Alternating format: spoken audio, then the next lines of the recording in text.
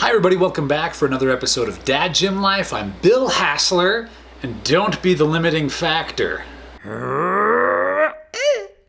Before we get going, like, subscribe, bell icon, all of that. Last year there was a news story about an 8 or 9-year-old kid that slipped off of a ski lift.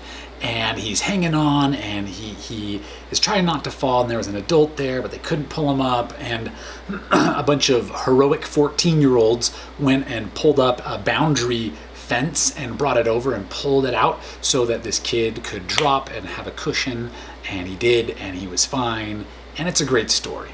As I've thought about this, I thought about the adult in this story, and I'm not suggesting that the adults didn't do everything that they could, and I'm not trying to Monday quarterback. You don't know what all the variables are. Maybe it was slippery, maybe they couldn't get a good angle, maybe it was wet and icy, they didn't have a good grip. There's a lot of reasons that adult couldn't pull that kid back up on that lift. But it made me think about being a limiting factor. In math and science, the limiting factor is the thing that makes it so that you can't make as much of a product, right? A real quick example, don't worry, I won't spend a lot of time on math and science, but if we're making H2O and I have 10 hydrogen atoms and 50 oxygen atoms, I can still only make 5 water molecules because hydrogen is the limiting factor, right? If I had another 90 hydrogen atoms, I could make a full 50 water molecules, right? But that hydrogen is limiting the amount of water we can make. So to bring that back to our story about the kid who fell off the lift, let's say that it is the absolute ideal circumstances, right? You can get a good grip, you can get a good angle, it's not wet, it's not icy. You don't want to be the limiting factor.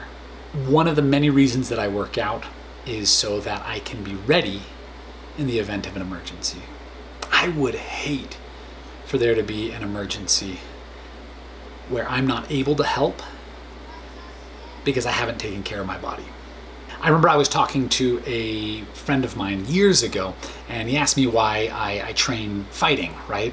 And the first answer is I just love to fight. Okay, it's training fighting is one of my all-time favorite hobbies. If I didn't have to work, I would go and train to fight 8 hours a day, every day. That's what I would love to do.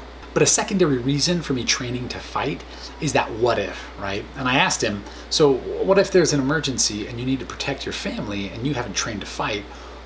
What are you gonna do?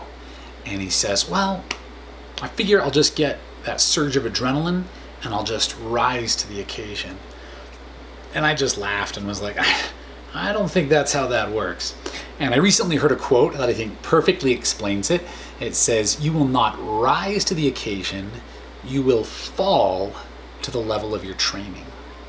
And I think that goes for anything physical fitness. I think that goes for anything self-defense wise. When you get adrenaline, your blood goes to your extremities so you can run or fight. Your brain is not getting that blood. You're not able to think as clearly. A lot of people will just trip and fall because they don't have that experience with the adrenaline.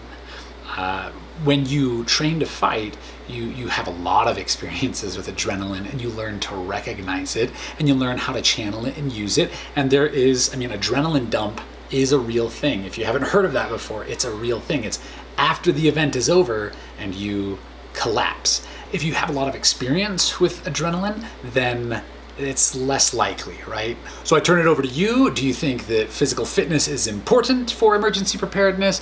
Or do you think that kind of that adrenaline will kick in and it'll take care of itself? It'll work out.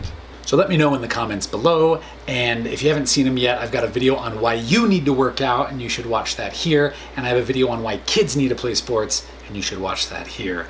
Check them out. Thanks for stopping by, and we'll catch you next time. Watch the